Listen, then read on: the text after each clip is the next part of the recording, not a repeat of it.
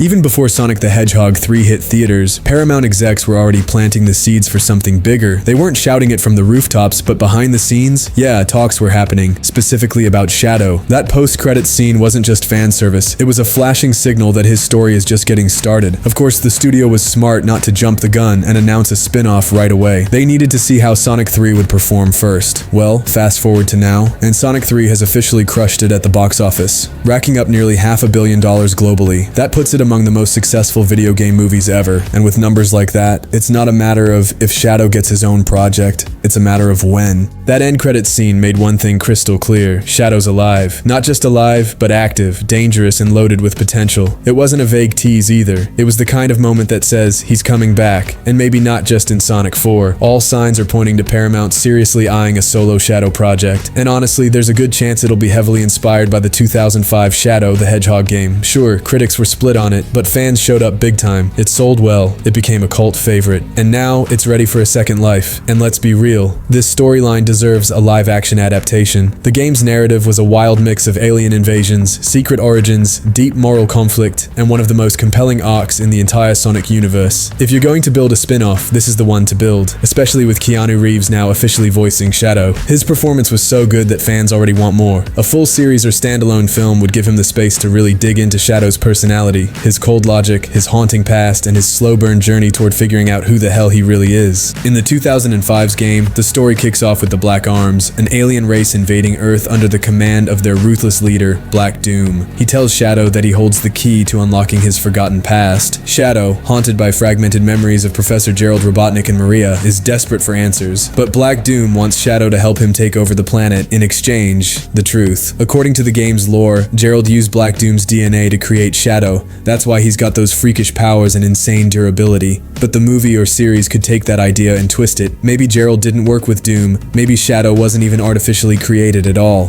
What if he existed in some other form before becoming the ultimate life form? That one change opens up a whole new mystery. A darker, more philosophical take on Shadow's origin that could seriously elevate the story. Just imagine it, a Shadow the Hedgehog project with cyberpunk visuals, gritty action sequences, and a psychological edge. A world where identity and free will aren't just buzzwords, they're the core conflict. It could borrow from Blade Runner, The Matrix, even Ghost in the Shell, while still keeping that Sonic DNA alive underneath. And instead of treating Shadow like an evil hedgehog, the story should fully embrace the anti-hero angle. The guy's not out to be anyone's savior, he's just trying to figure out if his life has any meaning, or if he's just a pawn in someone else's game. Sonic 3 gave us a great first taste of Shadow. He was powerful, intense, and clearly had a lot going on under the surface. But it only scratched the surface. A solo project would finally let us explore what makes him tick. Now let's talk villains. Eggman's had his time. 3 movies as the main big bad, and Jim Carrey killed it. No questions. But it's time for a new kind of threat. So enter Black Doom. This guy isn't your typical over-the-top villain. He's ancient, calculating, and cold as ice. And those psychic powers? Straight up nightmare material. If they do him right, he could bring a real horror vibe to the Sonic-verse. Think Alien meets Dead Space. Picture this, a pitch-black hallway, eerie silence, then suddenly, those glowing red eyes and a voice creeping into Shadow's mind. That's next level terrifying, and we can't forget about Gun, the government agency that's always lurking in the background. In the games, they start out as Shadow's enemies, but eventually become his uneasy allies. In a live-action adaptation, they could be turned into something closer to Marvel's S.H.I.E.L.D. Think Black Ops, Deep State Secrets, and moral gray zones. It'd add a layer of political intrigue that the Sonicverse hasn't touched yet, but should.